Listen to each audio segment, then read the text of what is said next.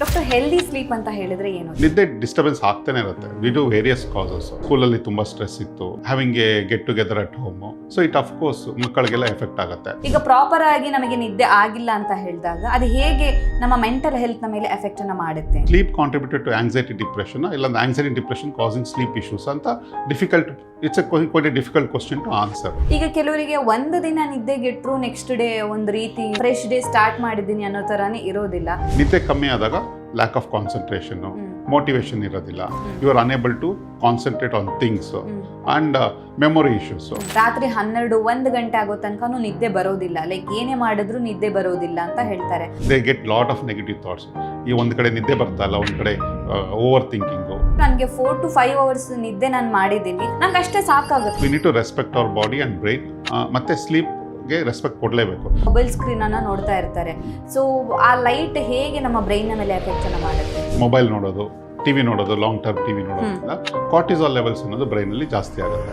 ನಿದ್ದೆ ಬರ್ತಿಲ್ಲ ಅಂತ ಹೇಳ್ಬಿಟ್ಟು ಮದ್ಯಪಾನ ಮಾಡಿದ್ರೆ ಅಥವಾ ಆಲ್ಕೋಹಾಲ್ ತಗೊಂಡ್ರೆ ನಿದ್ದೆ ಬರುತ್ತಾ? It's for a short period of time. ಹಾಗಿದ್ರೆ ಈಗ ನಿದ್ದೆ ಕಡಿಮೆ ಆಗೋದ್ರಿಂದ ಸ್ಟ್ರೆಸ್ ಬರುತ್ತಾ ಅಥವಾ ಸ್ಟ್ರೆಸ್ ನಿಂದ ನಿದ್ದೆ ಕಡಿಮೆ ಆಗುತ್ತಾ ಅನ್ನೋದು? It's quite tough question answer ಮಾಡೋದಕ್ಕೆ. But it's both chicken and egg ತರ, ಯಾವುದು ಫಸ್ಟ್ ಬಂತು ಅಂತ.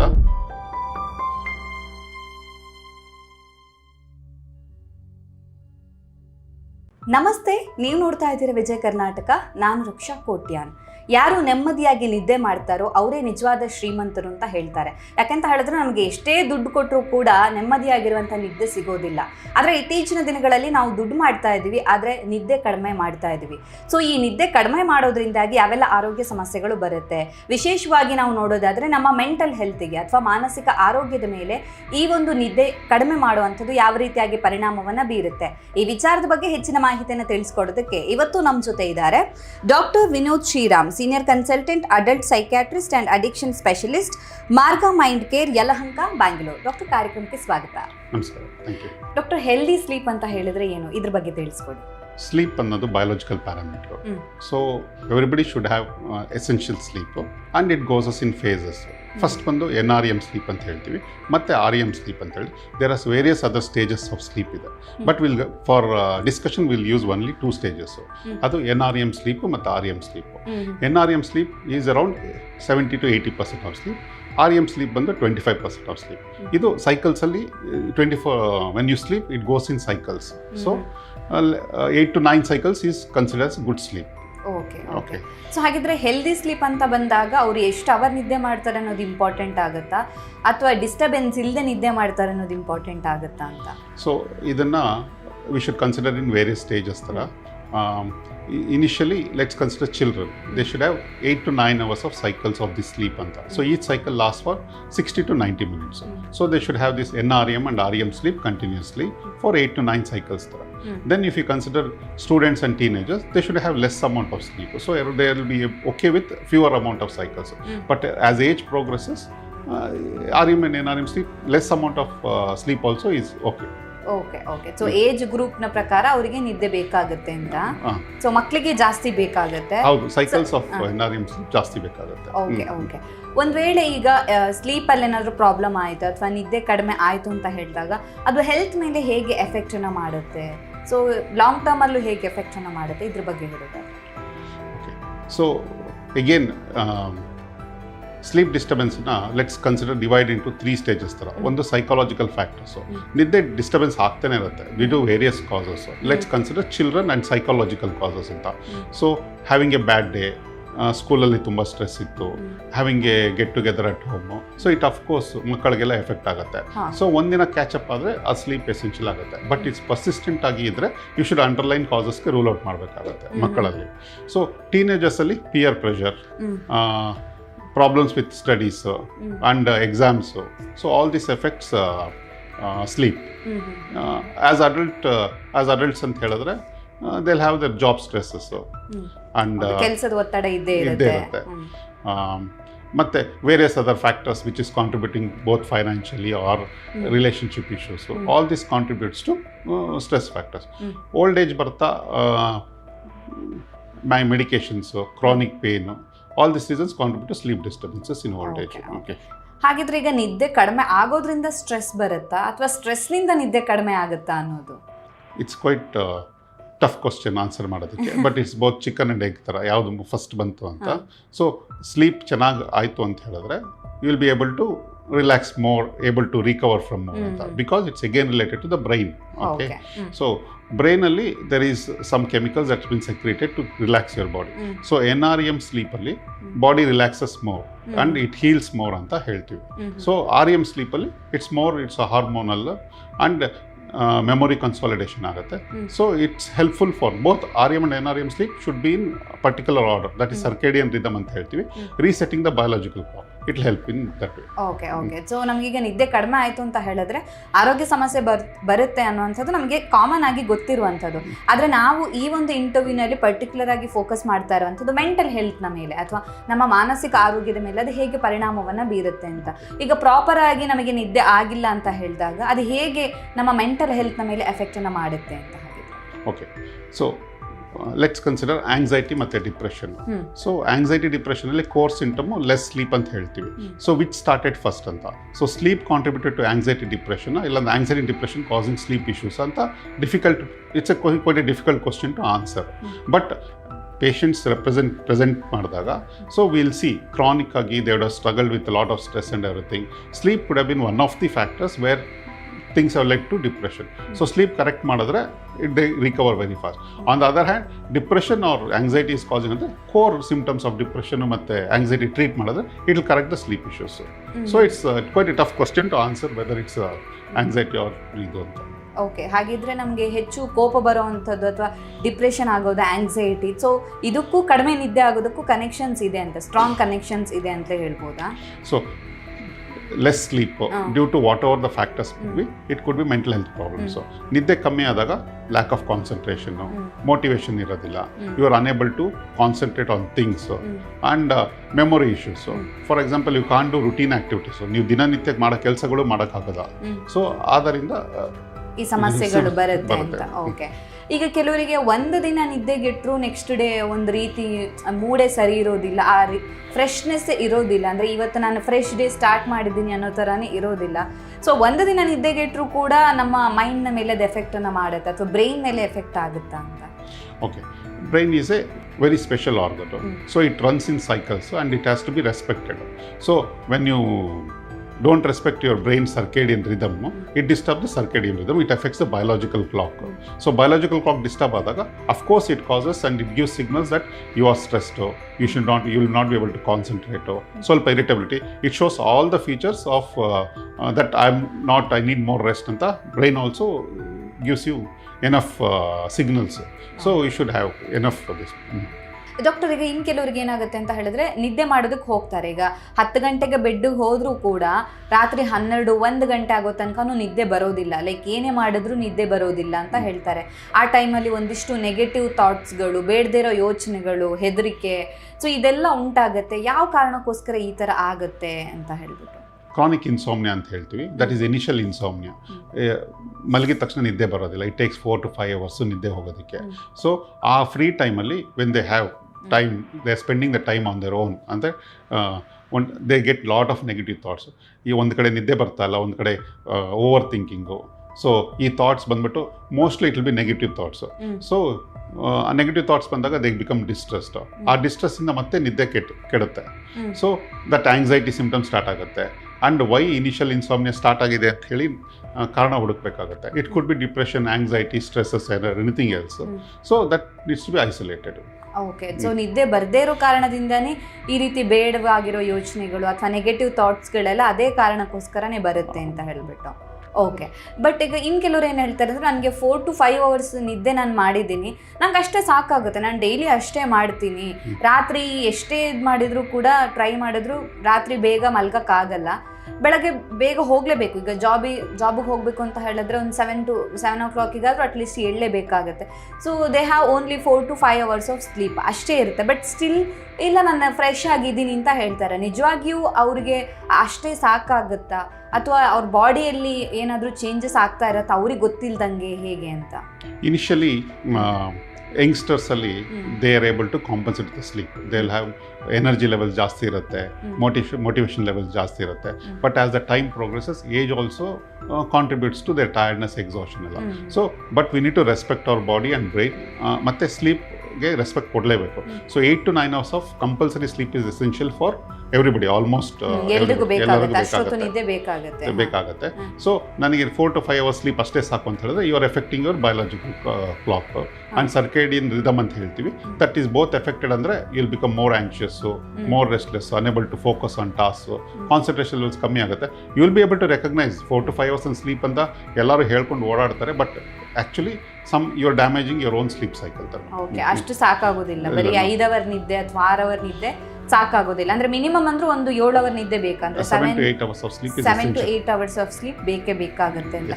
ಈಗ ಲಾಂಗ್ ರನ್ ಅಲ್ಲಿ ಯಾವೆಲ್ಲ ಹೆಲ್ತ್ ಇಶ್ಯೂಸ್ಗಳು ಬರ್ಬೋದು? ಅಂದ್ರೆ ಕ್ರಾನಿಕ್ ಹೆಲ್ತ್ ಇಶ್ಯೂಸ್ ಏನಾದರೂ ಬರುತ್ತಾ? ಯಾಕಂತ ಹೇಳಿದ್ರೆ ಕಡಿಮೆ ನಿದ್ದೆ ಮಾಡಿದ್ರೆ ಹಾರ್ಟ್ ಪ್ರಾಬ್ಲಮ್ ಆಗುತ್ತೆ, ಬ್ರೈನು ಅಥವಾ ಸ್ಟ್ರೋಕ್ ಆಗುತ್ತೆ. ನೈಟ್ ನಿದ್ದೆ ತುಂಬಾನೇ ಮುಖ್ಯ ಅಂತ ಹೇಳ್ತಾರೆ. ಸೊ ನಿಮ್ಮ ಪ್ರಕಾರ ಯಾವೆಲ್ಲ ಹೆಲ್ತ್ ಇಶ್ಯೂಸ್ ಬರಬಹುದು? ಈಗಿನ ಯಂಗ್ಸ್ಟರ್ಸ್ ಯಾವೆಲ್ಲ ಪ್ರಾಬ್ಲಮ್ಸ್ ಅನ್ನ ಫೇಸ್ ಮಾಡ್ತಾ ಇದ್ದಾರೆ ಅಂತ? ಸೊ ಸ್ಲೀಪ್ ಸೈಕಲ್ ಮತ್ತು ಸ್ಲೀಪ್ ಸೈಕಲ್ ಬಗ್ಗೆ ಹೋದರೆ it's NREM and REM sleep. NREM sleep ಬಂದ್ಬಿಟ್ಟು 90 minutes. It's around 60 minutes of NREM sleep. ಅದರಲ್ಲಿ bodies try to repair itself. For example body relaxes, muscle, chronic, it tries to rearrange itself, ಅಂದರೆ rebooting itself with the physical parameters. ಮತ್ತು REM ಸ್ಲೀಪಲ್ಲಿ chemical ಪ್ಯಾರಾಮೀಟರ್ಸ್ನ consolidate ಮಾಡುತ್ತೆ. And memory consolidation, short term memory to long term memory. So if you understand REM NREM sleep ಏನೇನು ಮಾಡುತ್ತೆ ಅಂತ ಹೇಳಿದ್ರೆ you should give adequate cycles of NREM REM sleep. So if you are disturbing NREM and REM sleep, your body gets tired and exhausted. For example, heart ಮೇಲೆ ಒತ್ತಡ, hypertension, diabetes ಬರ್ಬೋದಾ? Diabetes, you are prone for diabetes ಅಂದರೆ ಜಲ್ದಿ ಕಾಣಿಸಿಕೊಳ್ಳೋದು. Hypertension ಬರುತ್ತೆ. And if you are prone for various diseases, it comes out early. Okay. Doctor, ಹಾಗಿದ್ರೆ ನಿದ್ದೆ ಬರ್ತಾ ಇಲ್ಲ ಅಂತ ಹೇಳಿ ಮೊಬೈಲ್ ಸ್ಕ್ರೀನ್ ಅನ್ನ ನೋಡ್ತಾ ಇರ್ತಾರೆ. ಸೊ ಆ ಲೈಟ್ ಹೇಗೆ ನಮ್ಮ ಬ್ರೈನ್ ಮೇಲೆ ಎಫೆಕ್ಟ್ ಅನ್ನ ಮಾಡುತ್ತೆ ಹಾಗಿದ್ರೆ? ಓಕೆ, ಬ್ಲೂ ಸ್ಕ್ರೀನ್ ಅಂತ ಹೇಳ್ತೀವಿ. ಬ್ಲೂ ಸ್ಕ್ರೀನ್ ಬಂದು ಈಗ we are addicted to blue screen. Before going to sleep ನಾವು ಮೊಬೈಲ್ ನೋಡೋದು, ಟಿವಿ ನೋಡೋದು, ಲಾಂಗ್ ಟರ್ಮ್ ಟಿವಿ ನೋಡೋದ್ರಿಂದ ಕಾರ್ಟಿಸಾಲ್ ಲೆವೆಲ್ಸ್ ಅನ್ನೋದು ಬ್ರೈನಲ್ಲಿ ಜಾಸ್ತಿ ಆಗುತ್ತೆ. ಕಾರ್ಟಿಸಾಲ್ ಬಂದ್ಬಿಟ್ಟು ಇಟ್ಸ್ ಹೈಪರ್ ಅಲರ್ಟ್ ಹಾರ್ಮೋನ್ ಥರ. ಸೊ ಕಾರ್ಟಿಸಾಲ್ ಲೆವೆಲ್ ಜಾಸ್ತಿ ಆದಾಗ you are always in alert mode. So alert ಆದಾಗ you are ready to fight with everybody. When you are ready to fight ಅಂದಾಗ you will get irritable when somebody as you to shut down the mobile. For example, ಮಕ್ಕಳು mobile ನೋಡ್ತಾ ಇರ್ತಾರೆ, parents ಬಂದು ಹೇಳ್ತಾರೆ mobile shut down ಮಾಡಿ, ಕೋಪ ಬರುತ್ತೆ. ಏನಕ್ಕೆ? It's not their mobile, it the cortisol levels in the brain making them become angry, irritable. And even middle age people watch and ಅವ್ರಿಗೂ ನಿದ್ದೆ ಎಫೆಕ್ಟ್ ಆಗ್ತಾ ಇರುತ್ತೆ because of the cortisol levels. So stress hormone ಕಮ್ಮಿ ಮಾಡ್ಕೋಬೇಕು ಅಂತ ಹೇಳಿದ್ರೆ blue screen ಕಮ್ಮಿ ಮಾಡಿದ್ರೆ ಸ್ಟ್ರೆಸ್ ಹಾರ್ಮೋನ್ ಕಮ್ಮಿ ಆಗುತ್ತೆ. ಹಾಗಾದ್ರೆ ಈಗ ಮೂಡ್ ಸ್ವಿಂಗ್ ಜಾಸ್ತಿ ಆಗೋದು ಕೂಡ ನಿದ್ದೆ ಕಡಿಮೆ ಆಗಿನೇನಾ? So even body is tired ಅಂದರೆ ನಿದ್ದೆ ಕಮ್ಮಿ ಆಗಿದೆ. ಈಗ ಫೀಮೇಲ್ಸ್ ಅಲ್ಲಿ ಓಕೆ, ಅಂದ್ರೆ ಅವರಿಗೆ ಈ ಮಂತ್ಲಿ ಪೀರಿಯಡ್ಸ್ ಆಗುತ್ತೆ, ಮೆನ್ಸ್ಟ್ರುವಲ್ ಪ್ರಾಬ್ಲಮ್ ಇರುತ್ತೆ, ಅದರಿಂದಾನು ಹಾರ್ಮೋನ್ ವೇರಿಯೇಷನ್ ಇಂದ ಆಗುತ್ತೆ. ಆದ್ರೆ ಅದನ್ನ ಬಿಟ್ಟು ಮಾತಾಡೋದು ಜನರಲ್ ಆಗಿ ಈಗ ಪುರುಷರಲ್ಲೂ ಆಗಿರ್ಬಹುದು, ಮಹಿಳೆಯರಲ್ಲೂ ಆಗಿರ್ಬಹುದು, ಅವ್ರಿಗೆ ಮೂಡ್ ಸ್ವಿಂಗ್ಸ್ ಜಾಸ್ತಿ ಆಗ್ತಾ ಇದೆ ಅಂತ ಹೇಳಿದ್ರೆ ಎಲ್ಲೋ ಒಂದು ಕಡೆ ಲ್ಯಾಕ್ ಆಫ್ ಸ್ಲೀಪ್ ಅಲ್ಲಿ ಕಾರಣ ಆಗಿರಬಹುದಾ ಅಂತ? ಸಿ, ಬ್ರೈನಲ್ಲಿ there are important parts in the brain called amygdala and prefrontal cortex. Prefrontal cortex ಬಂದು ಎಮೋಷನಲ್ ರೆಗ್ಯುಲೇಷನ್ ಮಾಡುತ್ತೆ. ಅಮೆಗ್ಡಲಾ ಬಂದ್ಬಿಟ್ಟು it helps in processing the emotions. So it's when there is no communication between two parts of the brain, you will become angry and irritable. There's a disruption anta helthivi, disruption in the hormones. So our disruption in the you'll feel that I'm not in control, I'm not motivate ಮಾಡಕ್ ಆಗ್ತಾ ಇಲ್ಲ, ನಾನು ಕೆಲಸ ಮಾಡಕ್ ಆಗ್ತಾ ಇಲ್ಲ. So all those things, ಯಾವುದ್ರಲ್ಲೂ ನನಗೆ concentrate ಮಾಡೋದಕ್ಕೆ ಆಗ್ತಿಲ್ಲ, ಎಲ್ಲವನ್ನ ಕಂಡ್ರು ಕೂಡ ಒಂದು ರೀತಿ ಸಿಡಿ ಕೋಪ ಬರುವಂಥದ್ದು. ಸೊ ಜಾಸ್ತಿ ಕೋಪ ಬರೋದಕ್ಕೂ ಕೂಡ ಕಡಿಮೆ ನಿದ್ದೆ ಆಗೋದಕ್ಕೆ ರೀಸನ್ಸ್ ಇದೆ. ಅಂದ್ರೆ ಲ್ಯಾಕ್ ಆಫ್ ಸ್ಲೀಪ್ ಹಾಗೇನೆ ಆಂಗ್ರಿ ಅಥವಾ ಆಂಗ್ಸೈಟಿ ಕನೆಕ್ಷನ್ಸ್ ಇದೆ ಅಂತ we can always say that. Yes. Okay. ಹಾಗಿದ್ರೆ ಡಾಕ್ಟರ್, ಈ ಸ್ಲೀಪ್ ಡಿಸಾರ್ಡರ್ಸ್ ಅಲ್ಲಿ ಡಿಫ್ರೆಂಟ್ ಟೈಪ್ಸ್ ಇದೆಯಾ? ಇದ್ರ ಬಗ್ಗೆ ಎಕ್ಸ್ಪ್ಲೈನ್ ಮಾಡೋದಾದ್ರೆ? ಓಕೆ, ಸ್ಲೀಪ್ ಡಿಸಾರ್ಡರ್ಸ್ ಅಂತ ಹೇಳಿದ್ರೆ NREM ಸ್ಲೀಪ್ ಡಿಸಾರ್ಡರ್ ಅಂತ ಹೇಳ್ತೀವಿ, REM ಸ್ಲೀಪ್ ಡಿಸಾರ್ಡರ್ಸ್ ಅಂತ ಹೇಳ್ತೀವಿ. ಸೊ ಅದು ಬಿಟ್ಟು ಇನ್ನು ಫಿಸಿಯಾಲಜಿಕಲ್ ಕಾಸಸ್ ಅಂತ ಇರುತ್ತೆ.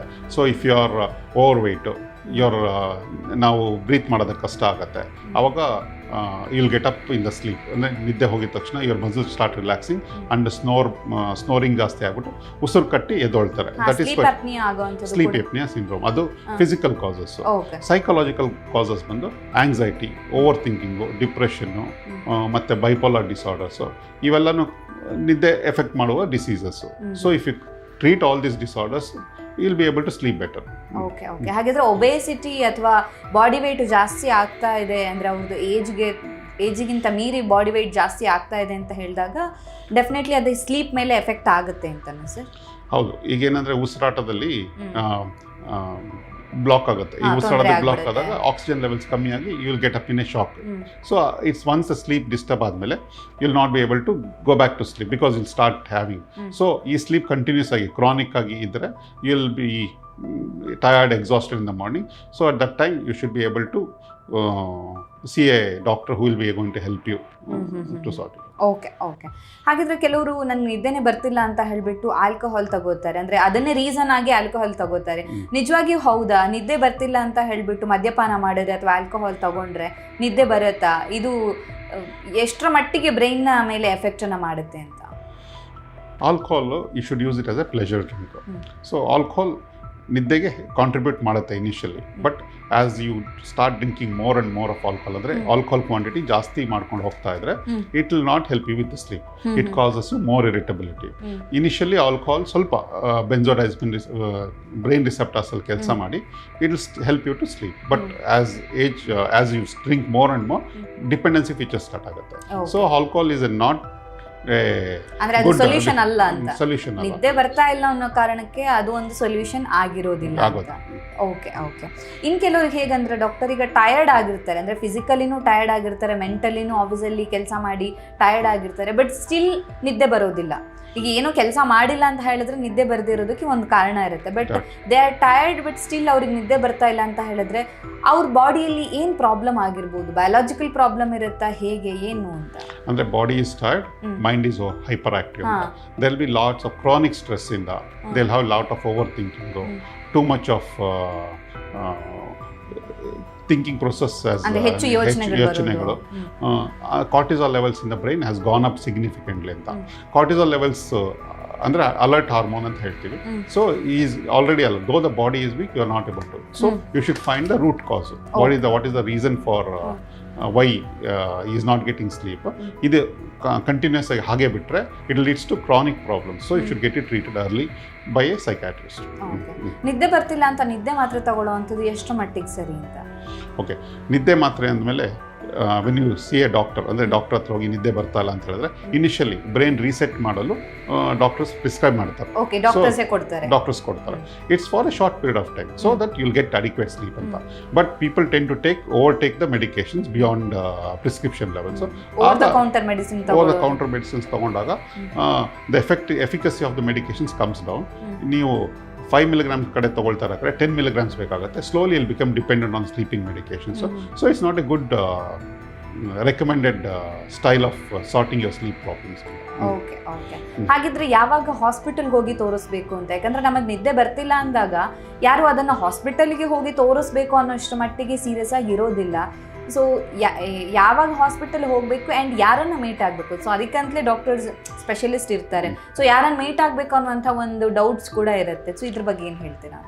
So initially you are snoring a lot, ಮತ್ತು ಉಸಿರಾಟದ ಕಷ್ಟದಿಂದ ತೊಂದರೆಯಿಂದ ಎದ್ದು ಕೂತ್ಕೊಳ್ಳೋದು ಅದೆಲ್ಲ ಆಗ್ತಾ ಇದ್ರೆ you can meet a pulmonologist ಅಂತ ಹೇಳ್ತೀವಿ. ಪಲ್ಮನಾಲಜಿಸ್ಟ್ ಮತ್ತು ENT ಸ್ಪೆಷಲಿಸ್ಟು. ಸೊ ಅವರೆಲ್ಲ what is the physical factors ಏನಿದೆ ಅಂತ ಹೇಳಿ they will help you out with the CPAP machines or they will do some investigations like sleep studies that will give a good picture regarding what's happening with the sleep ಅಂತ. So next ಬಂದು ಇನ್ನೊಂದೇನು ಪ್ರಶ್ನೆ ಕೇಳಿದ್ರೆ like ಯಾರನ್ನು meet ಆಗಬೇಕು, ಯಾವಾಗ ಹಾಸ್ಪಿಟಲ್ಗೆ ಹೋಗಬೇಕು ಅಂತ. ಸೊ ಪರ್ಸಿಸ್ಟೆಂಟ್ ಆಗಿ 3 to 4 weeks sleep issues continues ಆಗಿದ್ರೆ and you are getting tired, exhausted, irritability, ಕೋಪ ಜಾಸ್ತಿ ಬರ್ತಾ ಇರೋದು, and you will be able to recognise that you are not your true self. ಅಂದರೆ ನನ್ನ ಪರ್ಸ್ನಾಲಿಟಿ ಚೇಂಜ್ ಆಗ್ತಾ ಇದೆ ಅಂದಾಗ you should go and meet a psychiatrist. So who is going to help you with your sleep issues. Okay. So ಹೋಗಿ ಹೆಲ್ಪನ್ನು ತಗೊಳ್ಳೋ ಅಂಥದ್ದು ಅಥವಾ ಒಂದು ಕೌನ್ಸಿಲಿಂಗ್ ತಗೊಳ್ಳೋದು ಮುಖ್ಯ ಆಗುತ್ತೆ ಅಂತ doctor. And the most important factor ಬಂದು are we missing out something ಅಂತ. So mental health disorders come out of the blue. It's not doesn't gives you signals ಥರ. ಕನ್ಸಿಸ್ಟೆಂಟ್ ಆಗಿ ಕ್ರಾನಿಕ್ ಸ್ಟ್ರೆಸ್ ಇರಬೇಕಂತ ಹೇಳಿದ್ರೆ you may end up having anxiety, depression, early recognition of symptoms. Your body is already giving signals ಥರ that you are sleeping less. Find the cause for your ನಿದ್ದೆಗೆ ಏನಕ್ಕೆ ಕೊಟ್ಟು psychiatrist will help you to rule out the causes. Okay. ಇನ್ನು ಕೆಲವರಿಗೆ ಹೆಚ್ಚು dreams ಬೀಳ್ತಾ ಇದೆ ಅಥವಾ ಕನಸು ಬೀಳ್ತಾ ಇದೆ ಅಂದಾಗ ಅವ್ರು ಅಂದ್ಕೋತಾರೆ, ಓಕೆ ನಾನು ಡೀಪ್ ಸ್ಲೀಪಲ್ಲಿದ್ದೀನಿ, ಅದಕ್ಕೋಸ್ಕರ ನನಗೆ ಡ್ರೀಮ್ಸ್ ಬರ್ತಾ ಇದೆ ಅಂತ. ನಿಜವಾಗಿಯೂ ಡ್ರೀಮ್ಸ್ ಯಾವಾಗ ಬರುತ್ತೆ? ಅದು ಡೀಪ್ ಸ್ಲೀಪಲ್ಲಿದ್ದಾಗ ಬರುತ್ತಾ ಅಥವಾ ಇದೊಂದು ಮಿತ್ತ ಹೇಗೆ ಅಂತ? Dreams are quite natural. NREM sleep, REM sleep. So NREM ಸ್ಲೀಪಲ್ಲಿ ಡ್ರೀಮ್ಸ್ ಜಾಸ್ತಿ ಬರುತ್ತೆ. So NREM sleep and dreams ಅಂತ ಹೇಳಿದ್ರೆ ಇಟ್ಸ್ ಲೈಟ್ ಸ್ಲೀಪರ್ಸ್ ಅಂತ ಹೇಳ್ಬಿಟ್ಟು. So body has not gone into deep sleep. So you are a light sleeper, you are still tired. When you are getting more dreams ಅಂದಾಗ you get up in the morning, you are tired and exhausted.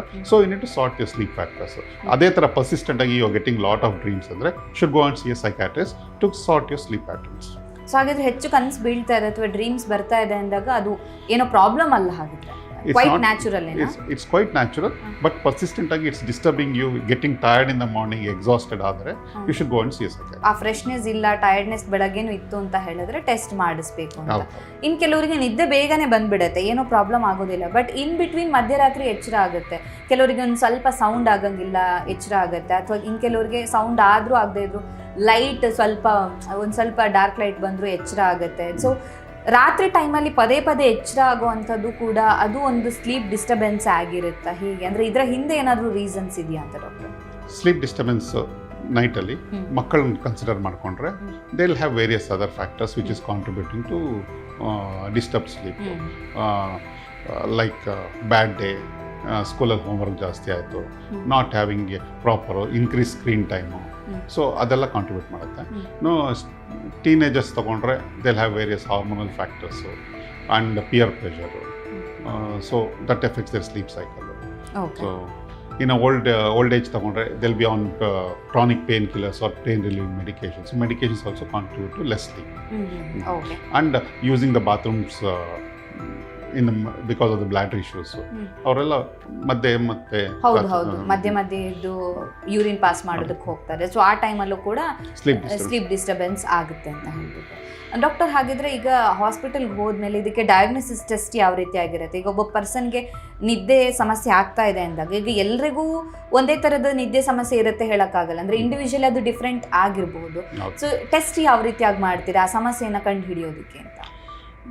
Okay, when you reach the psychiatrist, so psychiatrist spends a lot of time with the patient, taking history, sleep cycle, sleep structure, whether how is the architecture of sleep, how is anta ella history tagondu they come to some sort of conclusion. Then they'll ಸ್ವಲ್ಪ ಜನಕ್ಕೆ they recommend sleep clinically test ಮಾಡೋದಕ್ಕೆ ಹೇಳ್ತಾರೆ. Sleep clinic is they do testing by recording the EEG waves in the brain. It's called polysomnography. So patients will sleep in the clinic ಅಂದರೆ and where they record heart rate, sleep cycles and brain waves.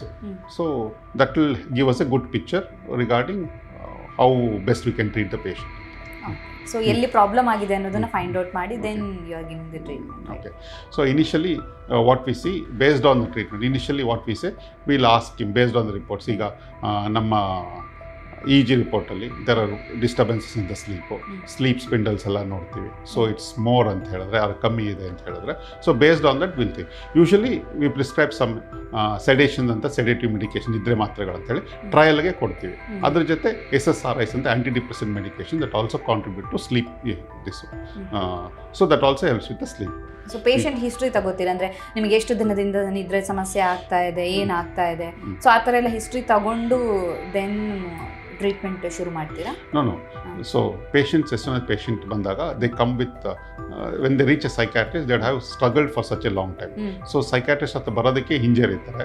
So when they come to us, it's already that they are struggling with lot of issues ಅಂತ ಗೊತ್ತಾಗುತ್ತೆ. So when psychiatrist spends time with him, he takes a detailed history, physical factors, they do routine blood investigations, ಮತ್ತೆ ಮುಂದೆ ಹೇಳಿದಾಗೆ so getting the EGs, so all those things ಎಲ್ಲ ಒಂದು summary ತಗೊಂಡು will come to some conclusion. Treatment wise ಅಂತ ಹೇಳಿದ್ರೆ will help him to establish the restructure the sleep cycle, so follow the pattern ಅಂತ ಹೇಳಿ. ನೆಕ್ಸ್ಟ್ ಬಂದು medications ಬಂದು SSRIs ಅಂತ ಹೇಳಿದೆ, ಸ್ಲೀಪ್ ಮೆಡಿಕೇಶನ್ ಇದೆ for a short term period. Then gradually will add something else in terms of medications, and also advising regarding avoiding caffeine and going to the sleep at the right time, getting up at the right time, keeping consistency. So all those things will help him to recover. Okay doctor, ಹಾಗಿದ್ರೆ ನಿದ್ದೆ ಬರ್ತಿಲ್ಲ, ನಾನು natural ಆಗಿ ನಿದ್ದೆ ಮಾಡಬೇಕು ಅಂತ ಬಯಸೋರಿಗೆ ನಿಮ್ಮ ಕಡೆಯಿಂದ ಟಿಪ್ಸ್ ಏನಾದರೂ ಇದೆಯಾ ಅಂತ? ಲೈಕ್ ಬೆಡ್ ಹೋಗೋ ಮುಂಚೆ ಈ ಥರ ಪ್ರಾಕ್ಟೀಸ್ ಮಾಡಿದ್ರೆ ಒಳ್ಳೆಯದು, ನಿದ್ದೆ ಬರುತ್ತೆ, ಆ ಥರ ಏನಾದರೂ ಒಂದು ಸಲಹೆಯನ್ನು ಕೊಡ್ಬೋದು ಆಡಿಯನ್ಸಿಗೆ? Okay, tips for natural sleep ಅಂತ ಹೇಳಿದ್ರೆ sleeping at the same time every day, avoiding the screen time ಅಂತ ಹೇಳಿದ್ರೆ half an hour or 1 hour before, shutting down the mobiles, and coffee ಮತ್ತು ಕೆಫಿನ್ ಅನ್ನೋದು ಕಮ್ಮಿ ಮಾಡೋದು. ಊಟ ಆದಮೇಲೆ just for a small walk, not excessive walk or anything, having a minimal exercise. Then telling your brain that I am going to sleep ಅಂತ, dimming the lights in the room, and going and lying down and reading a book. All those things helps to signal your brain that you are going to sleep anta. So following small steps will help you to get natural sleep back. Okay, so ನಿದ್ದೆ ಬರ್ತಾ ಇಲ್ಲ ಅಂತ ಹೇಳ್ಬಿಟ್ಟು phone ನೋಡಿದ್ರೆ ಮತ್ತೆ problem ಹೆಚ್ಚಾಗೇ ಆಗುತ್ತೆ. ಕೆಲವರು books ಓದ್ತಾರೆ, ಸೊ ಬುಕ್ಸ್ ಓದೋದ್ರಿಂದ ನಿದ್ದೆ ಬರುತ್ತಾ ಹಾಗಿದ್ರೆ? ಬುಕ್ಸ್ ಓದಿದ್ರೆ they will help them to calm themselves down and helps them to relax more. So I think we should replace all the mobiles with the books, so that will help them into getting the sleep better. ಹಾಗಿದ್ರೆ food habits ಹಾಗೇನೆ ಸ್ಲೀಪ್ಗೆ ಏನಾದರೂ connections ಇದೆಯಾ doctor? Okay, food habits ಅಂತ ಹೇಳಿದ್ರೆ people should eat, so good breakfast ಅಂತ ಹೇಳ್ತಾರೆ, having a very good breakfast and having a mid size meal and less amount at dinner time. So that will help them to relax more ಅಂತ ಹೇಳ್ತೀವಿ. So following this pattern, I think people are well aware what should do about the food diet ಅಂತ ಹೇಳಿ. Once they have a heavy food ತಗೊಂಡಾಗ they know that they have got sleep disturbance, they will correct themselves. Okay doctor, ಹಾಗಿದ್ರೆ ನಿಮ್ಮ ಎಕ್ಸ್ಪೀರಿಯನ್ಸಲ್ಲಿ ಹೇಳಬೇಕು ಅಂತ ಹೇಳಿದ್ರೆ recent ಡೇಸಲ್ಲಿ ಯಂಗ್ಸ್ಟರ್ಗಳು ಕೂಡ ಈ ಒಂದು ನಿದ್ದೆ ಪ್ರಾಬ್ಲಮಿಂದ ಅಥವಾ ಸ್ಲೀಪ್ ಡಿಸಾರ್ಡರಿಂದ ಹೆಚ್ಚಾಗಿ ಬರ್ತಾರಾ, ಹೇಗೆ ಅಂತ? Actually, over the years, post-COVID, we have seen a lot of people coming with sleep disorders. ಏನಕ್ಕೆ ಅಂತ ಹೇಳಿದ್ರೆ we have exposed them to screen time, because education is happening through screen, and we are using more and more of online teaching. So invariably we are making them dependent on screen. So even nowadays children are also quite smart. They're cutting down, they're stopping using screen timing, so and they know when to stop and when to proceed, and instead of using a small screen, so they go for a bigger screen sizes.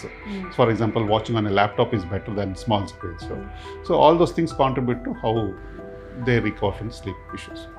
Doctor, ಕೊನೆಯದಾಗಿ ಈ sleep ಹಾಗೇನೆ sleep ಡಿಸಾರ್ಡರ್ನ ಬಗ್ಗೆ ಏನು ಹೇಳಕ್ಕೆ ಇಷ್ಟಪಡ್ತೀರಾ? So mental ಹೆಲ್ತನ್ನ ಯಾವ ರೀತಿಯಾಗಿ ಕಾಪಾಡ್ಕೋಬೇಕಾಗುತ್ತೆ ಯಂಗ್ಸ್ಟರ್ಸ್ಗೆ ನಿಮ್ಮ ಕಡೆಯಿಂದ ಟಿಪ್ಸ್ ಕೊಡೋದಾದ್ರೆ?